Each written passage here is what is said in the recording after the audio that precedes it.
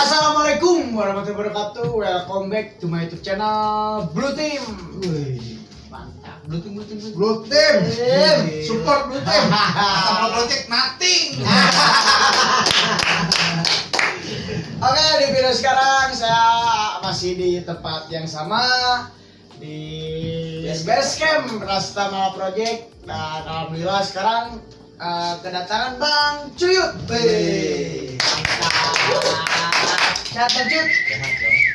Jadi tadi kan di video sebelumnya saya dan Bang Bus udah menguak masalah pengalaman Bang Bus yang mungkin udah detail mungkin ya. Itu bukan detail lagi, udah klop lah ya. Dan sekarang saya akan menguak tentang perjalanan Bang Cuyut dan Bang Bus, lebih tepatnya mungkin biarkan lah mereka berdua yang ngobrol. Karena Rastamala Project itu cuma mereka berdua yang gacor aja. Jangan salah loh, yang udah meninggal tuh gacor deh. Saya meninggal. Siap, oke, sebelum lanjut ke videonya, buat kalian yang lagi nonton jangan lupa di subscribe dulu, dan yang mungkin belum kalian subscribe, anjing buat cheat. Dan yang belum subscribe, saya kasih waktu kalian 5 detik buat subscribe channel YouTube Blue Team. 5, 4, 3, 2, 1. Gas! Bunyi Gas, lonceng juga. Take Tom. Jadi kalau misalkan Blue Team ada konten Notifikasi langsung. Yoi. Langsung buru-buru nyari wifi itu tambah. Ngemet. Siap, langsung aja ke pembahasan bahas reseditis bareng Bang Bus dan Bang Cuyut Rastamala Project. Jadi mungkin pertanyaan pertama buat ya langsung aja lah siapa yang bisa menjawab. Tapi kan kalau untuk Bang Bus tadi Ya sudah lah. Mungkin lebih ke Bang Cuyut. Bang Cuyut ini kan salah satu residivis Titer R. Nah, boleh diceritakan kapan pertama Bang Cuyut ini terjerumus atau ketangkap dan mungkin kenapa bisa masuk? Gitu. Terjerumus ya? Ya. Kalau makin narkoba gue dari aktifnya sih dari SMP ya. Kalau nyoba ini mungkin dari SD gitu. Tapi kalau aktif ya mungkin kelas 2 SMP tuh yang udah mulai rutin. Enggak, ini dari SD ini maksudnya gimana? karena ganja dikategorikan dengan sebagai narkoba, jadi ya mau nggak mau gue masukin pengalaman narkoba gue dari SD, karena gue nyobain gile dari SD. Karena ganja dibilang narkoba. Kalau itu dari SMP kelas 1 gue mau boti itu mulai. Boti apa jenis? Dados. Dados. Dulu boti nitrazepam tuh, belum ada dumolit. Nipam ya. Biru, merah, hijau. Persib, bonek. Ya itulah kalau di Bandung. Siap. Terus jadi saya ingin mengejar pengalaman dan menguak tuntas detailnya Bang masa lalu Bang Cuyut ini. Kenapa bisa masuk? Berapa kali masuk sih Bang? Satu aja gue cukup udah. Kok nggak kapok? Kok kapok? Iya, beda. Tapi gue yang buka jalan. Dia buka jalan. Oh, gue pertama kali masuk. Oh, jadi yang pertama kali masuk 2004 ya, 2004. Kalau Bang Mus kan 2006 pertama. Jadi pas keluar men di dalam lo harus cobain. Apa itu? Penjara. Box. Harus coba penjara. Lo harus dapetin beasiswa dari pemerintah. Gimana caranya? Ketangkep. Iya, sesimpel itu aja, men. Coba lah. Coba. Enggak, sekarang logika ada ijazah di sana. Ada lah. Apa? Dia kan lo dikasih surat bebas. Yoi. Itu lo kalau dapet surat itu lo makan di warteg, naik bus, beli baju gratis. Kertas merah. Ampun. Nah, dengan kasus apa ini Bang Cuy? Narkoba. Jenis putau. Anjir, ngeri. 2004 jenis putau. Nah, itu digap di rumah atau gimana?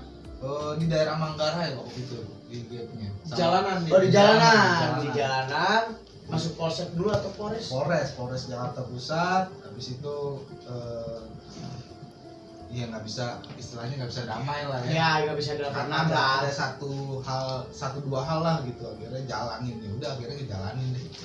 Nah, buat di Polres berarti kan ya? Enggak. Buat di Polres ini apa yang bisa diceritakan? Pasti di Polres menjalankan berapa papan, ada P21. Oh iya. Oh dulu kayaknya belum ada. Oh, belum ada. P21 udah ada. Udah deh, baru satu. Nah. Jadi tapi cepet gue di Polres cuma 2 minggu. Terus dioper ke Polda. ya di Oh, Poldanya, iya. P21-nya. Ya, Baru oper ke Salemba. ya, jadi Polda itu jadi di Polda Rutan. Ya, Jaya tuh ya. ada dua rutan untuk kriminal sama rutan untuk narkotik Ya. dan digabung sama teroris waktu itu. Oh, iya iya. Jadi kalau teroris rakit bom, kita rakit bom. Iya. Iya. Tapi lebih jahat bom. Iya. Bukan jahat sih, nikmat. Nah, ini di Polda gimana? Berapa lama di Polda? Di Polda lama juga tuh, hampir 2 bulan di Polda. Oh, berarti kan kalau buat tahun pas Bang Bul kan ini 2006 abis di Polsek kan 2 bulan. 2 bulan 60 hari ya. Nah, kalau buat Bang Cuyut kan ini di Polda. Kenapa bisa sampai 2 bulan gitu? Wah, gue kurang tahu juga deh itu. Soalnya Karena kan udah menjalankan di Polres. tapi Iya. emang begitu. Jadi setelah jadi setelah P21 kan kita jadi tahanan jaksa sebenarnya. Iya. Nah, jadi orang tahanan, jatuhnya bukan belum narapidana nih. OT. OT orang tahanan. Nah, itu harus dimasukin ke rumah tahanan, rutan. Betul. Nah, salah satu pilihannya rutannya itu ya rutan Polda. Polda Metro Jaya. Nah, Nah, ada yang bisa diceritakan mungkin buat di Polda?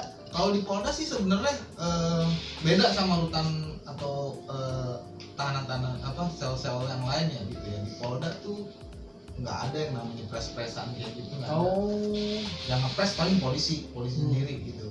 Terus lo nggak pernah keluar dari kamar. Paling keluar dari kamar tuh bisa dihitung lah 2 kali seminggu paling buat berjemur sama olahraga atau enggak sama beribadah. Iya. Senam lah, lari pagi. Selebihnya Aula lah ada. Selebihnya lo istilahnya di keong di kamar. Ya di keong. Kunci di kamar gitu.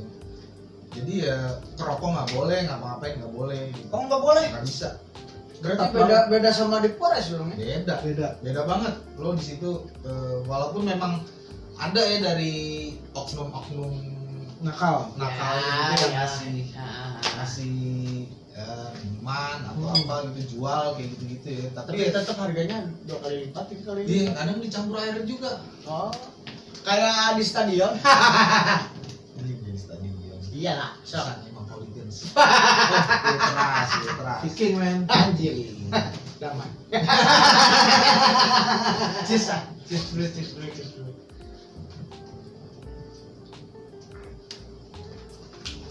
Tapi sebenarnya kalau misalkan untuk di Polda sih nggak terlalu nggak terlalu biasa lah kayak gitu ya, jalanin hidup biasa aja, cuman lo nggak keluar kamar udah gitu aja gitu.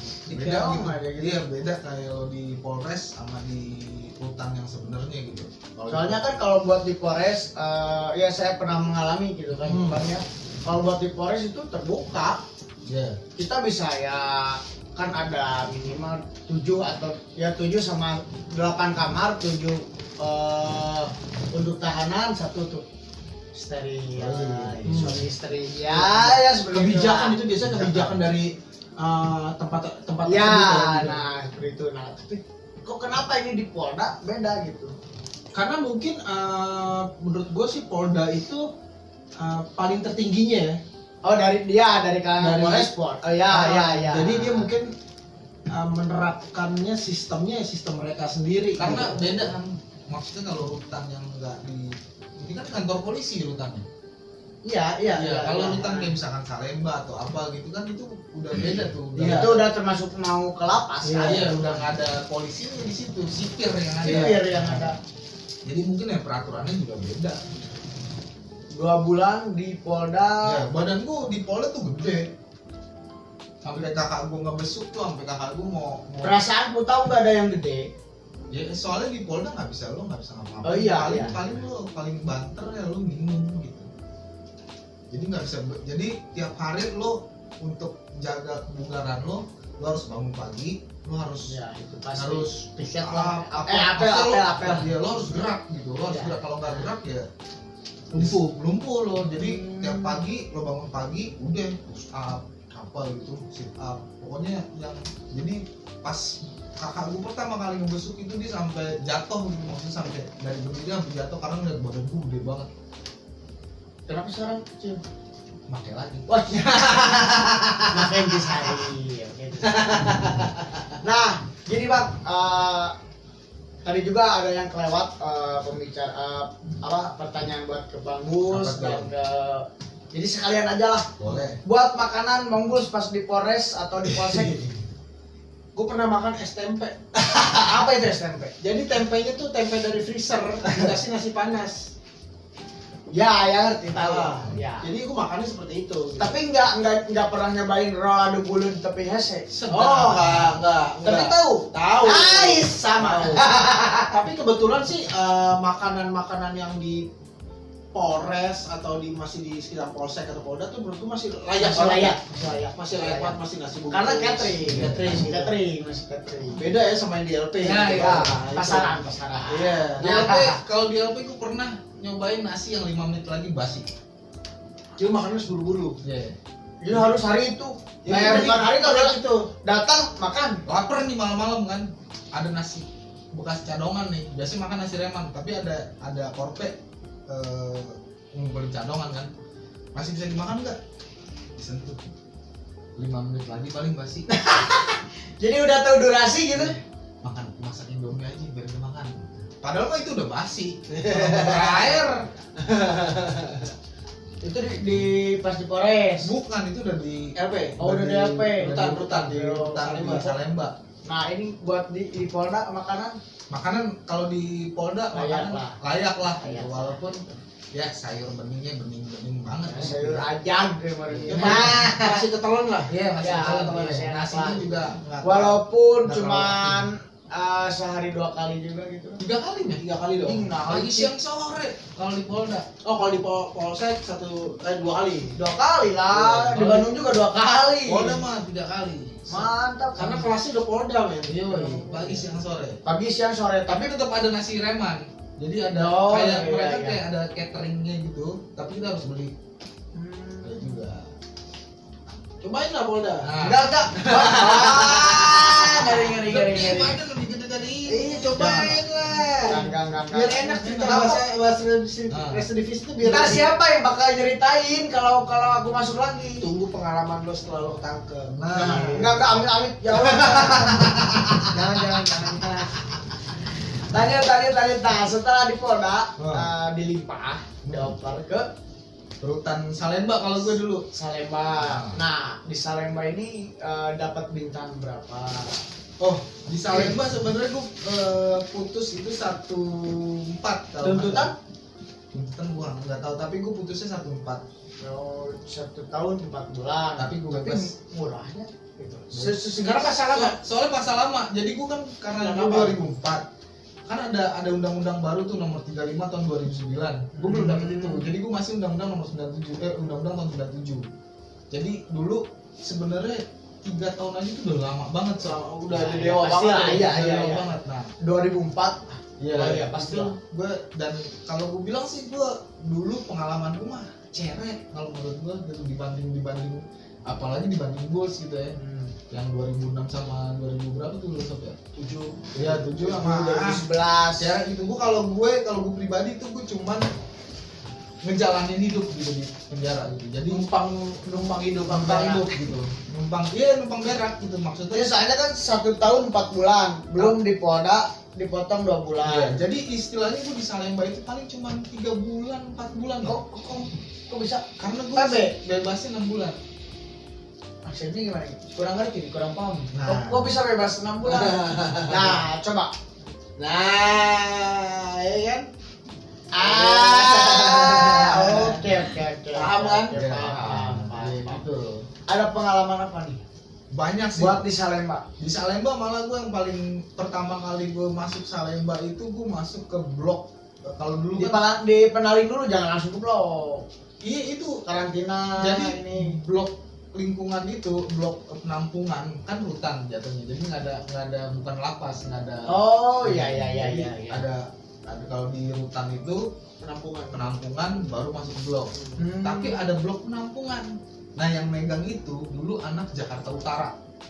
Jadi dulu kalau dulu zaman sebelum kerusuhan Cipinang ya, itu masih wilayah. Jadi ada utara, barat, pusat dulu. Sama kalau timur sama selatan tuh masuknya di Cipinang. Iya. Jadi kalau utara, barat, Jakarta Utara, barat, pusat itu masuknya Salemba. Nah kebetulan blok penampungan itu adanya di yang megang orang utara. Gue masuk di situ. Formennya itu kasusnya penyiraman air keras. Domisili selatan. Domisili selatan. Gue ketangkapnya di pusat. Oh, TKP ya. TKP. Penangkapan gue di pusat.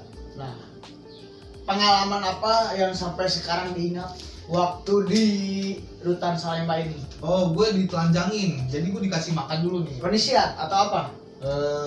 Setelah gue dari registrasi kan udah masuk, udah ke registrasi, udah dicatat nih apa nih berat badan, tato apa gitu. Udah. Terus jalan ke penampungan tuh. Udah habis tuh didayakin deh, barang-barang udah hilang semua, gitu kan, tinggal nyeker gitu kan. Masuk ke penampungan. Nah di situ ternyata salah tuh, yang abang-abangan gue yang nama abang-abangan gue sama nama foreman blok utara tuh sama. Jadi salah gue dimasukin miss ya. gitu. Jadi abang-abangan gue harus masukin ke blok D, ternyata namanya sama kita sebut aja misalkan namanya Agus. Sama foreman blok penampungan gitu. Akhirnya gue dimasukin ke penampungan. Di situ gue dikasih makan. Enak banget makan. Nah kalau lo dikasih makan di penjara, itu pertanyaan. Ada sesuatu yang dicari dari situ. Jadi kalau lo dikasih makan enak di penjara, jangan seneng dulu. Apa itu? Lo bakalan diperes. Jadi intinya lebih ke logikanya mungkin silakan. Iya, dienak-enakin dulu. Kalau kayak sapi kan sebelum dipotong digemukin dulu, digemukin. Nah, gimana nih Bang? Bisa sampai kayak gitu? Jadi udah kasih makan dulu kan, siang dikasih makan sama sore. Gue udah mikir tuh, udah beres dikasih makan udah gak enak gitu kan udah. Akhirnya udahlah, terus malam-malam tiba-tiba pas gue lagi tidur, langsung tuh dibangunin paksa gitu, didorong masukin kamar mandi, telanjangin. Di blok, di kamar di blok itu, tapi dia kan di ruangan foreman. Telanjangin, dilihat lo, diperiksa di semuanya lo ada pelor apa enggak. Yang harus dari pantat. Habis itu disuruh telepon keluarga. Ya kondisi telepon biasa lah di hotel. Tapi setelah ini tuh gue dihajar dulu, digebok, dihajar, didanduk iya, pakai balok, dihantem, dihantem-hantemin, ditelanjang bulat, dihantemin loh. Gitu kan, maksudnya dikasih shock terapi lah gitu kan. Hajar berat gitu kan, baru dikasih telepon nih, lo telepon keluarga lo minta duit buat uang kamar katanya. Sekian. Ya, kan gue telepon. Tapi gue telepon kakak gue nih. Telepon kakak gue tapi gue ngomong pakai bahasa Inggris. Biar enggak. Gue bilang, ini orang gue lagi di press nih gitu, tapi lo nggak usah takut, pokoknya bilang aja lo nggak ada duit, ntar urusan di sini lo yang ini deh, tapi lo usahain dari luar, gue mau pindah dari blok ini. Gue nggak apa-apa deh, lo bilang aja lo nggak ada duit, gue apa-apa dimintain apa-apa, iyain aja gitu. Gue tahan body di sini, tapi usahain 3-2 hari gue cabut dari sini, dari blok ini. Jadi sempat dikondisikan, sempat ditelanjangin. Berarti menjalankan di Salemba ini 6 bulan. Pasnya atau sebenarnya sih karena udah di Polres 2 minggu, di Polda hampir 2 bulan, itu ya sisanya lah. Karena gue persis gue. Oh jadi putusnya 6 bulan gitu. Iya, bebasnya gue masa hukumannya 6 bulan cuma. 6 bulan lebih berapa? Berarti di Salemba cuma 4-3 bulan? Iya. Kok bisa? Enggak yang saya pertanyakan. itu kan tapi kan itu dulu gitu. Iya gitu maksudnya kalau untuk zaman tahu ya yang saya dengar dan yang saya tahu itu kan berat, mahal. Hukuman mahal. Iya, semua tergantung keuangan ya. Iya, emang balik lagi ke materi. Ya, jadi dulu Cuman sakti ini bisa dibilang sakti gitu. Iya, emang gue dibilang sakti dulu. Jadi gue dibilang kalau dulu ada yang ngurusin gue dari luar, dibilangnya, oke, lo nggak usah banyak minta.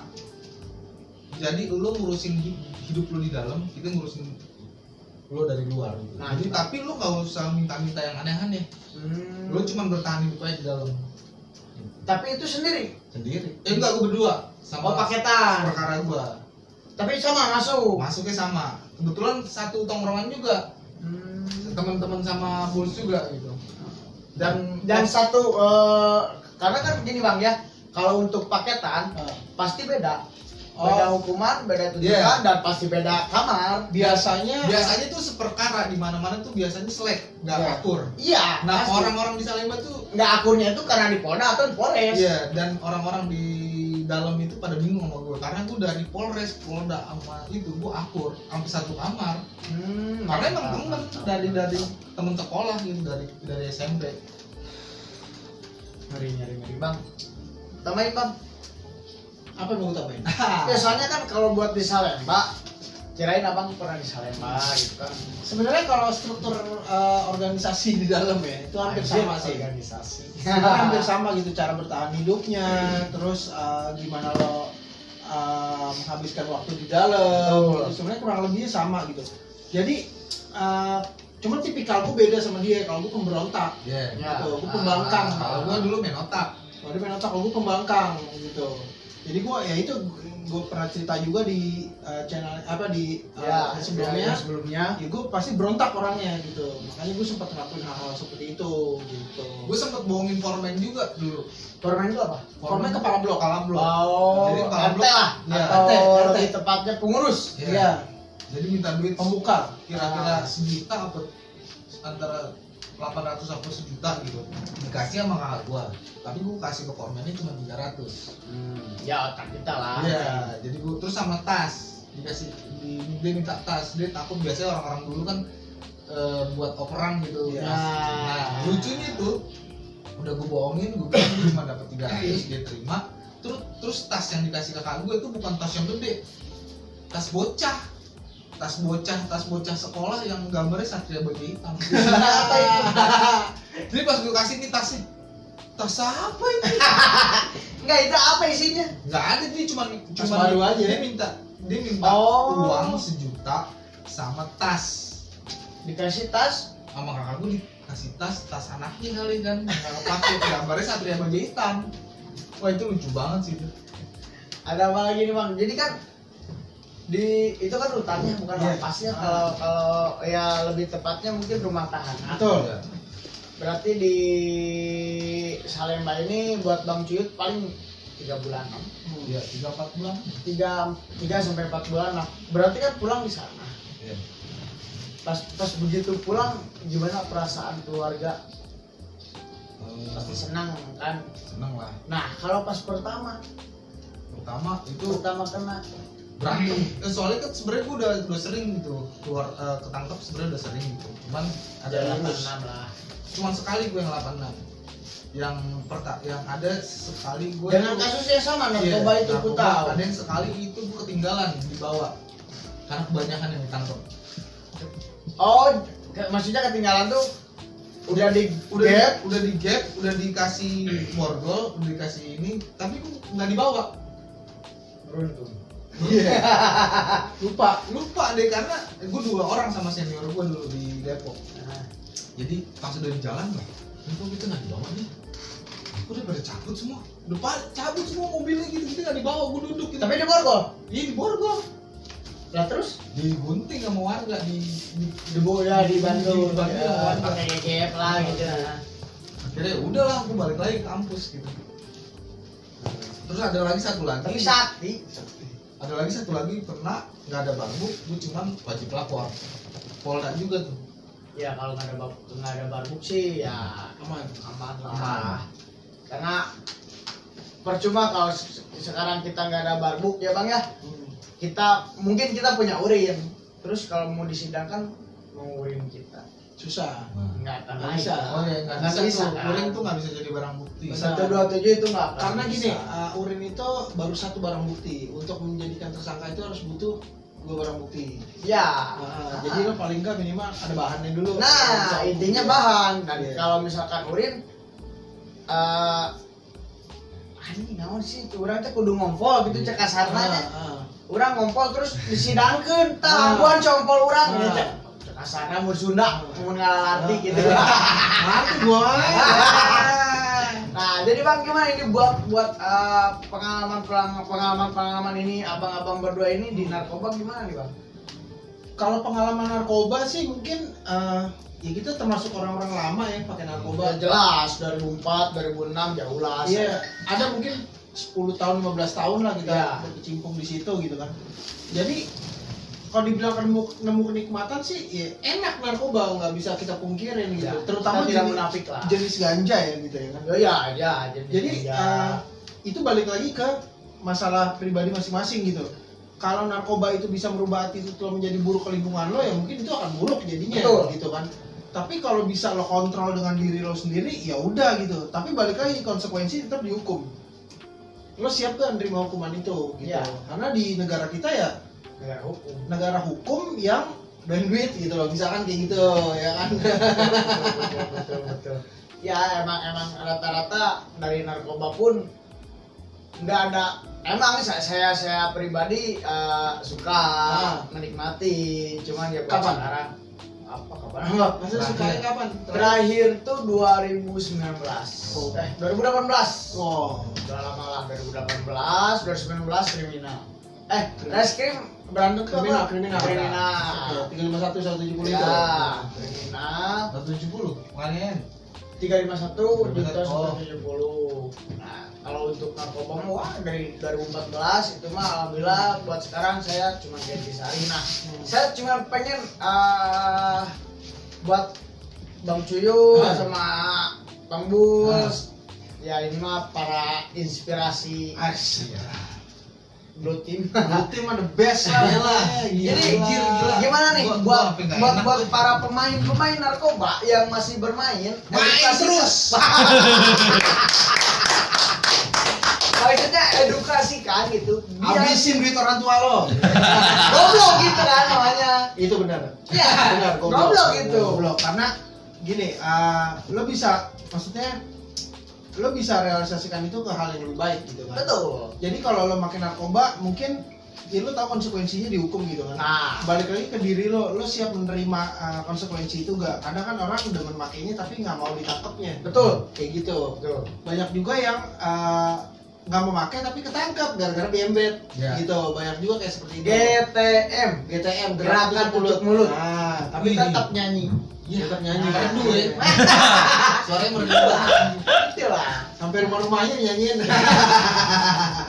Di sebelah sana, Pak. Yes. Yang gerbang merah. Tapi yang paling jahat dari narkoba tuh satu, telunjuk. Iya, betul. Nunjuk. Nunjuk soalnya dia. Itu Pak. Itu namanya Pak, itu Ya, itu. orangnya Pak. Itu Pak orangnya yang lagi ngisep.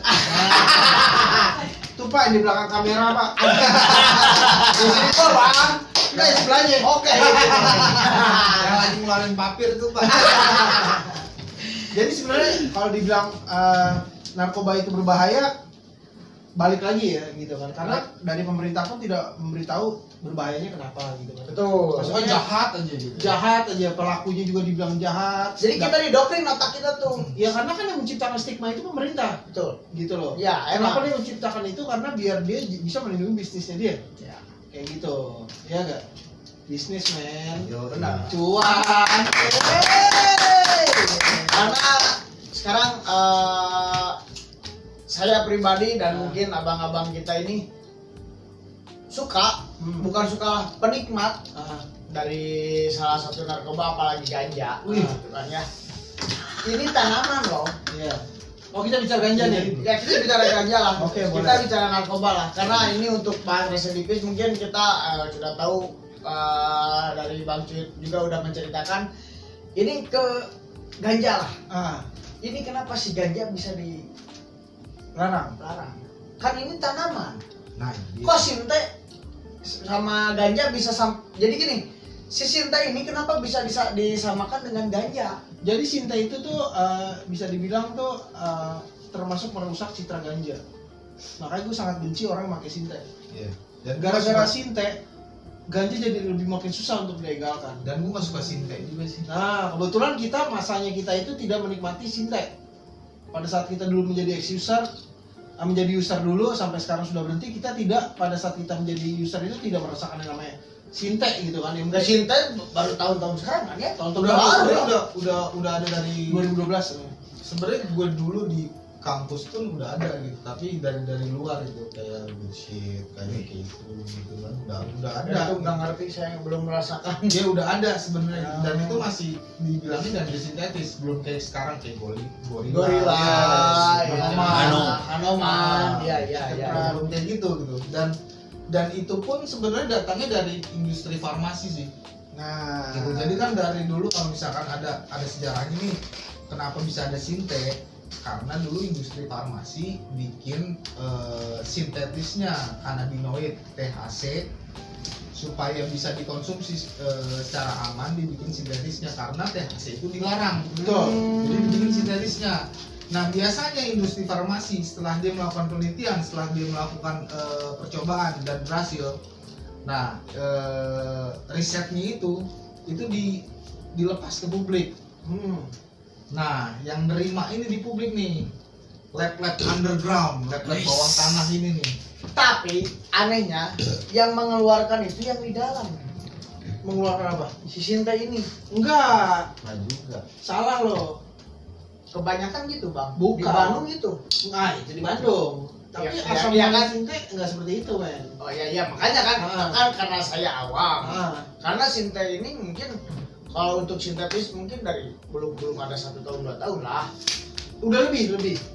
Kalau buat saya kalau buat pribadi saya ini Sinta saya baru mengenal gitu. Jadi hebohnya Sinta tuh, gue seingat gue tuh tahun 2012. 2012 udah lama berarti. 2012 itu pada saat 2013 gitu ya, ganja itu sempat susah di seluruh Jakarta, di mana-mana tuh ganja susah. Kayak permainan jatuhnya. Nah, jadi kayak diistirahatkan dulu si ganja biar si Sinta itu bisa populer. Naiklah Sinte. Ini ada penggantinya. Ada penggantinya mirip kok kayak ganja, efeknya sama, baunya juga nggak ketara, lebih gampang lo konsumsi di pinggir jalan. Iya. Naiklah. Makanya pengguna ganja pada saat itu banyak lari ke Sinte. Bukan saat itu sampai sekarang. Bahkan banyak juga orang yang doyan ganja dikasih Sinte orang yang doyan Sinte dikasih ganja udah nggak mau. Iya. Gitu loh. Karena menurut dia udah lebih enak gitu. Karena kalau menurut ilmiah kekuatan sinte itu bisa 60 kali, misalkan lo sekali shootnya itu 60 kali lebih powerful daripada ganja. Nah iya, dan itu ada sifatnya gitu. Kalau ganja itu sifatnya kan nggak aktif, jadi ketika kita ngebaks terus, misalkan kita udah giting, udah dia nggak bakalan nambahin giting kita. Tapi kalau sinte dia aktif terus lo ketika lo isep ditambahin giting lo terus sampai full, sampai ini lo kayak lo kayak dipeluk gorila. Ya. Karena memang itu sintetis gitu. Nah ini terbuat gimana bang? Kalau ada bocoran gitu? Ya itu Kenapa dari industri farmasi. Dari pertama dulu ada, kalau dulu setahu gue itu dari luar negeri, dari perusahaan farmasi ada yang punya proyekan bikin sintetis untuk THC. Namanya lupa gue apaan. Itu ada tuh jadi bentuknya itu tablet. Nah hasil risetnya itu biasanya setelah berhasil itu dilepas ke publik. Nah hasil risetnya itu yang dipakai lab-lab bawah tanah itu untuk buat sintetis itu. Nah tapi kan sekarang sintetis sekarang itu nggak seperti sintetis yang pertama kali keluar. Jadi sintetis yang sekarang itu yang penting, kenapa gele bisa lo terima gitu.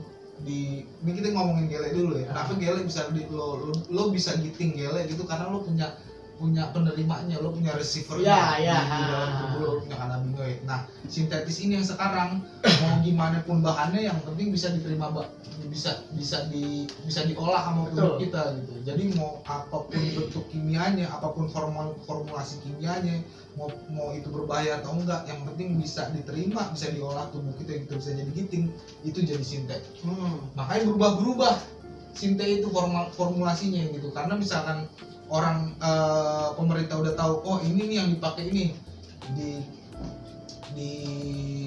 dilarang sama pemerintah, dimasukin ke barang berbahaya, dia punya formulasi lain.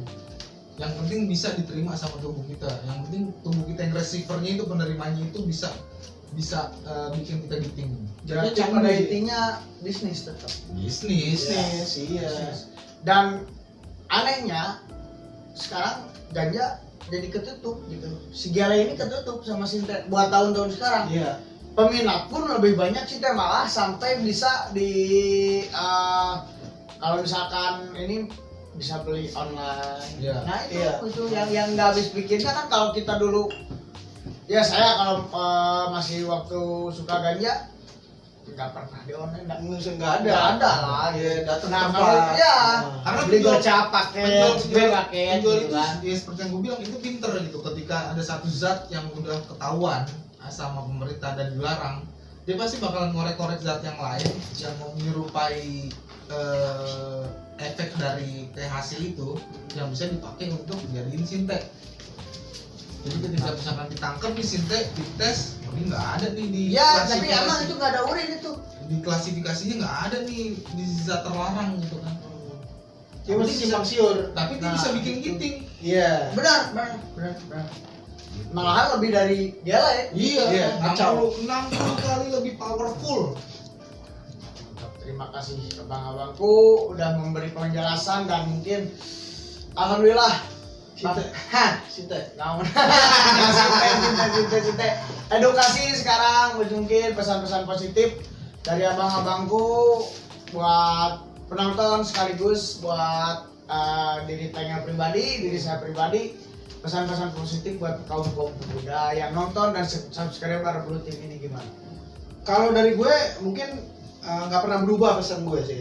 Jadi kalau yang masih make ya terusin aja sampai lo nemuin titik jenuh lo. Betul. Dan lo akan tahu konsekuensi hukumnya seperti apa.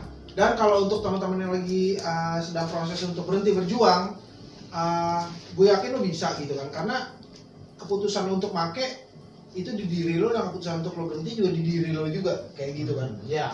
Lo pasti bisa. Ya, lo pasti bisa gitu, karena nggak ada yang nggak bisa. Dan intinya kalau memang circle lo menurut lo nggak siap dengan circle lo yang sekarang yang masih mendoktrin lo untuk make, ya lo harus keluar dari zona nyaman lo itu gitu. Dan lo harus punya suatu kegiatan yang melupakan lo untuk supaya ya itu jangan sampai lo punya spasi bengong ya kan, sampai biar lo nggak boku lagi gitu lo, mikir ke situ, jangan mikir ke situ. Dan lo harus ingat kira-kira yang lo lakuin sekarang nih bisa membuat lo nyaman apa enggak, intinya itu aja. Nah, benar, setuju banget. Dari abang? Kalau gue sih kalau kurang lebih gue sama sama Bulls ya gitu. Kalau misalkan emang lo masih, soalnya orang yang masih make dia bilang jangan make, itu mah cuma ya kalau masih mau make ya lo make lah gitu. Tapi lo harus tahu konsekuensinya secara hukum, secara kesehatan juga gitu. Dan Karena Indonesia iya, yang pertama sih karena hukum gitu. Ya, Kalau jelas, soal jelas. kesehatan, yang pasti kesehatan mental lo yang kena. Iya. Secara psikis lo kena, dan itu bisa mempengaruhi diri lo dan orang lain juga. ya jelas. Gitu. Itu aja sih. Mantap. Terima kasih. Bisa digarisbawahi buat pesan-pesan positif dari abang-abang dari Rastama Project ini. Mungkin alhamdulillah, terima kasih Bang Bus. Sama-sama. Terima Thank you, kasih Bang. Bang Bido. Support selalu, respect. Udah datang ke sini gila lo. Respect buat Blue Team. Jangan Nyali lupa gede. Nyalinya gede. Anjing jangan Nyali gede berani datang ke basecamp Rastamala Project. Mantap. Ada. Ya mungkin support gue buat Blue Team, semoga apa yang dilakukan Rastamala ini kan soal membahas ex napi dan ex user soal stigma dari masyarakat, terutama lo membahas bagian residivis Ya. bisa berkembang dan diterima sama masyarakat. Amin. Blue Team menjadi besar. Amin. Nah, Gak perlu jadi besar, tapi bisa menjadi wadah. ya menjadi wadah. Jadi wadah. Kalian Betul. yang Mungkin masih teman-teman yang di Bandung atau Jawa Barat bisa merasa relate, bisa merasa oh ini ya umumnya Indonesia iya, lah. iya, tapi kita yang lokal aja dulu. Yoi, mantap. Gitu kan. Jadi kalau gua tahu sesuatu di Jawa Barat, gue datangnya kemana? Ke Blue Team. Yoi. Oke, thank you. Pokoknya jangan lupa di subscribe channelnya Rastamala Project dan YouTube channel Blue Team. Bahas rasa tipis dan tetap dengan slogan kopi pahit jangan diminum. Kami pamit. Assalamualaikum.